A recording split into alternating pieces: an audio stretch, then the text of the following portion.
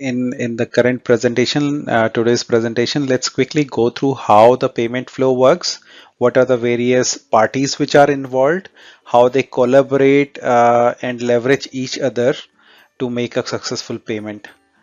So let's go straight to the topic.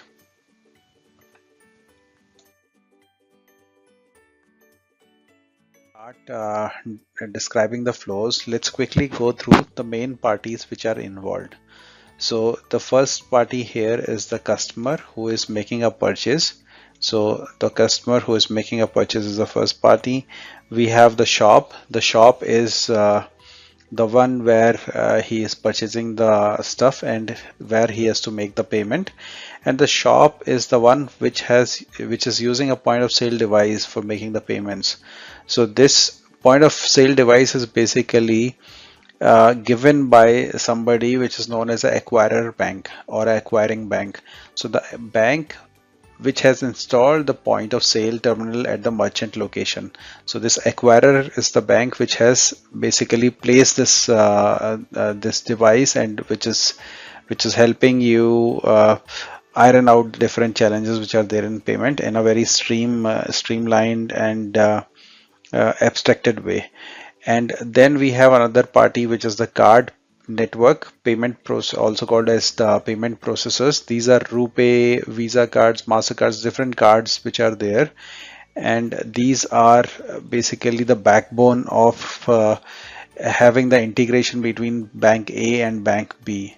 And then the final thing is the issuing bank. So this issuing bank is a bank who has issued the card which the customer is going to use. So that's why it is also called as a issuing card, because it is the one which has issued the card. So let's see the number one. The first step is here what is happening is the customer has purchased some goods and he or she is using a debit card or a credit card to make the payments. So he chooses groceries, he swipes his card here, swipes, taps, RFID, NFC based contactless card. Anything he does it on the point of sale device. From there, what is happening is that this terminal is going to send the transaction data to the acquiring bank. So this is basically the authorization part where this message is being sent here. So the acquiring bank is going to receive this message and it is going to send it. So it has to, because it has to see that whether this issuer's card is valid, it has the valid amount, I mean it is valid for transactions, it is not hotlisted and all. So for all those things it has to send the data here. So it is sending that data here. So basically this transaction 3 and it happens on the backbone of the payment processor. It is basically the same transaction which is going here, not two transactions. On the backbone of this it is going.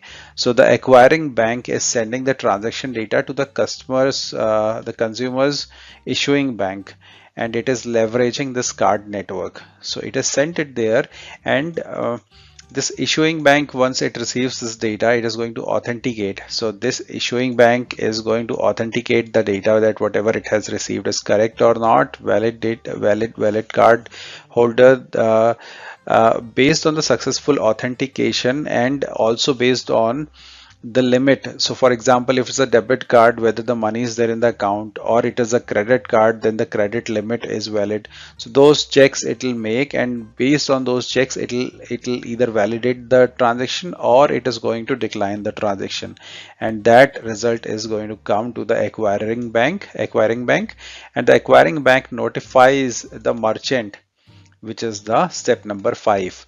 So in the step number 5, we are saying that the acquiring bank has notified the merchant that the transaction has been authorized or declined. Okay, and then based on whatever is the status, you get a printout here. So this printout is coming based on the step number 5. So based on the output of step 5, you get a printout here indicating success or failure of the transaction. And the last step, which is indicated here as the number 6, is basically the settlement. So from the acquiring bank, the settlement should be done to the merchant. So that settlement is the last step here. So this is on a very high level how the what are the different parties involved and how these financial payment transactions work when you swipe your card on a point of sale device in a grocery shop or anywhere else. Now let's see. Now see, we are leveraging all these parties, so they must be charging some fee. So that fee is right. So what we see here is the different kind of fees which are levied.